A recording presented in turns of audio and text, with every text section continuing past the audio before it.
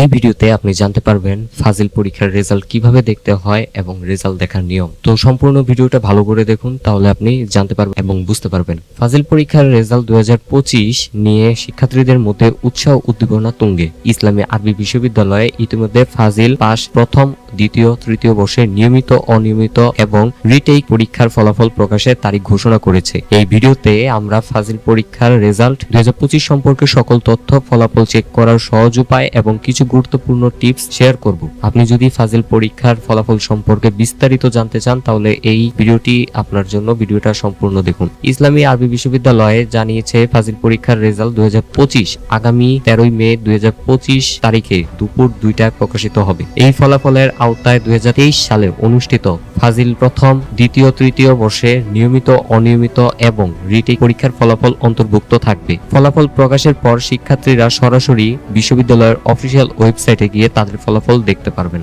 Result check করার জন্য official website, এই যে এখানে লিংকটা দেওয়া আছে, এই লিংকটা কপি করবেন। কপি করে আপনারা ক্রোম ব্রাউজার পেস্ট করবেন। এই ওয়েবসাইটের রোল নাম্বার এবং অন্যান্য প্রয়োজনীয় তথ্য দিয়ে সহজেই ফলাফল বের করতে পারবেন। আর এছাড়া ইসলামী আরবি বিশ্ববিদ্যালয় এখানে একটি নোটিশ দিয়েছে, এই নোটিশটাও আপনারা দেখে নেবেন। আমি এই নোটিশের লিংক ভিডিওর ডেসক্রিপশনে আমি পেস্ট করে দিব। ফাজিল পরীক্ষার ফলাফল চেক করার প্রক্রিয়া খুবই সহজ। নিচে ধাপে ধাপে প্রক্রিয়াটি দেওয়া হলো। প্রথমে আপনাকে ইসলামী আরবি বিশ্ববিদ্যালয়ের অফিসিয়াল রেজাল্ট পোর্টালে ঢুকতে হবে। এখানে লিংক দেওয়া আছে। ফাজিল পাস এবং আপনার বর্ষে প্রথম, দ্বিতীয়, তৃতীয় বর্ষ কিনা সেটা নির্বাচন করতে হবে। আপনার রোল নাম্বার এবং রেজিস্ট্রেশন নাম্বার লিখতে হবে। সাবমিট বাটনে ক্লিক করলে আপনার ফলাফল স্ক্রিনে প্রদর্শিত হবে। আপনি যদি চান তাহলে ফলাফলের প্রিন্টও সেভ করে রাখতে পারেন, আবার প্রিন্ট করে নিতেও পারেন। ফাজিল পরীক্ষার রেজাল্ট 2025 শিক্ষার্থীদের জন্য একটি গুরুত্বপূর্ণ মুহূর্ত। ইসলামী আরবি বিশ্ববিদ্যালয়ের নির্ধারিত সময়ে ফলাফল চেক করতে ভুলবেন না।